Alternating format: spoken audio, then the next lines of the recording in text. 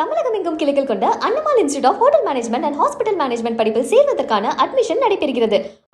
பொள்ளாச்சி பகுதியிலிருந்து கேரளா செல்லும் பேருந்துகள் தமிழக எல்லை பகுதியில் திருப்பி அனுப்பப்படுவதால் எல்லை பகுதியில் உள்ள மீனாட்சிபுரம், கோபாலபுரம் ஆகிய பேருந்துகள் நிலையங்கள் வெறிச்சோடி காணப்படுகின்றன. இதுகுறித்த கூடுதல் விவரங்களை செய்தியாளர் கோகுல் வழங்க கேட்கலாம்.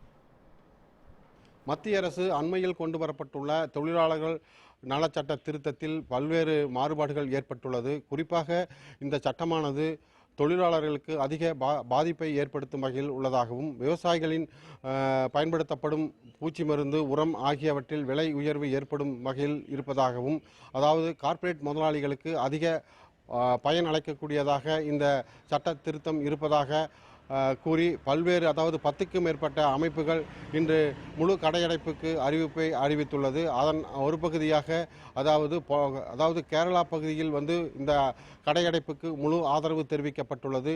இந்த நிலையில் பொள்ளாச்சி பகுதியில் இருந்து தினந்தோறும் செல்லும் காய்கறிகள் மற்றும் பேருந்துகள் இன்று தமிழக எல்லை பகுதியிலேயே திருப்பி அனுப்பப்படுகிறது. இதன் காரணமாக விவசாயிகள் மற்றும் அன்றாடம் வேலைக்கு செல்லும் தொழிலாளர்கள் மற்றும் பொதுமக்கள் அதிக அளவில் பாதிப்புக்குள்ளாகியுள்ளனர். இந்த பந்த் காரணமாக, அதாவது தமிழக கேரளா எல்லை பகுதியான மீனாட்சிபுரம், கோபாலபுரம், நடுப்புணி ஆகிய பேருந்து நிலையங்கள் வெறிச்சோடி காணப்படுகிறது. நியூஸ் 7 தமிழ் செய்திகளுக்காக பொள்ளாச்சி செய்தியாளர் பூபதி.